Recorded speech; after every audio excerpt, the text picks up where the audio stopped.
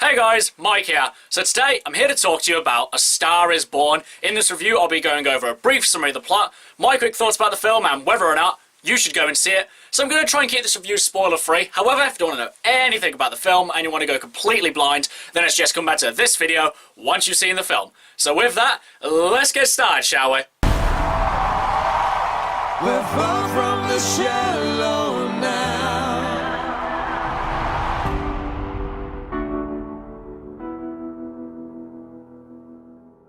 So A Star Is Born stars Bradley Cooper as Jackson Maine. You may know him from Guardians of the Galaxy and The Hangover. The movie also stars Lady Gaga as Ally.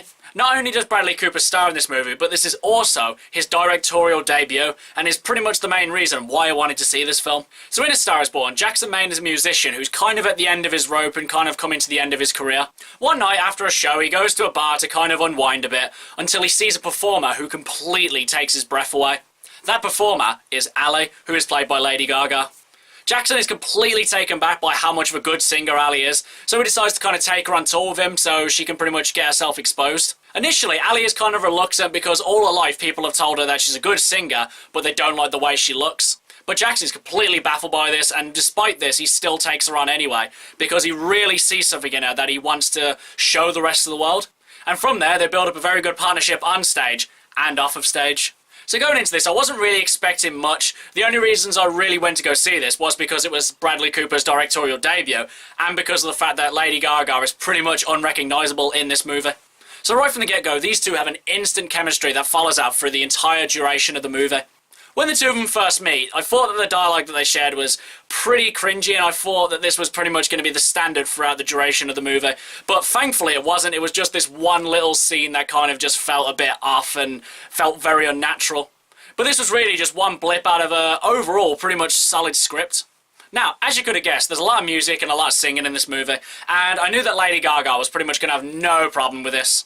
Now, before this, I knew Lady Gaga was a good singer, but in this movie she really gets to show off how much of a good singer she is. Not only is she nearly pitch perfect with all of the songs in this movie, but she brings a raw passion that not many actresses could do for a performance like this. My only main concern really going into this was worrying about if Bradley Cooper was actually going to be singing, because I had no idea if he was a good singer at all, or failing that, if he was just going to get someone else to sing for him, which I'm just thinking, why even do this film if you're just going to get someone else to sing over for you? But fortunately, Bradley Cooper does sing in this movie, and he sounds absolutely brilliant. And it's just amazing how Bradley Cooper could even keep on par with Lady Gaga when she's a world-class singer. So in a nutshell, I was really impressed with Lady Gaga's acting chops, and I was really impressed with Bradley Cooper's singing ability. But now onto the actual main story itself. Now, the story doesn't actually feel all that original, because it really isn't, because it's the third or fourth remake of this story. But nevertheless, this didn't stop the movie from being really entertaining. This movie delivers on what you'd expect, and it also just gives you so much more as well. This movie can be lighthearted and fun at some points, and then at others it gets really dark and depressing at others. And with a lot of different tones going on throughout the duration, this movie could have really felt tonally imbalanced, but they really find a way to make these things blend and make this movie feel really natural as well. Now, at the start, I probably couldn't have told you how this was going to end, but as the movie progressed, it became really obvious what was going to happen next, and it did become a little predictable. Though, having said this didn't stop me from enjoying it again as much as I did. Now, I'm not really sure how much the music was written for the movie, or how much of it was existing material, but nevertheless, all of it helps drive the plot forward, and helps really kind of set the tone for the movie.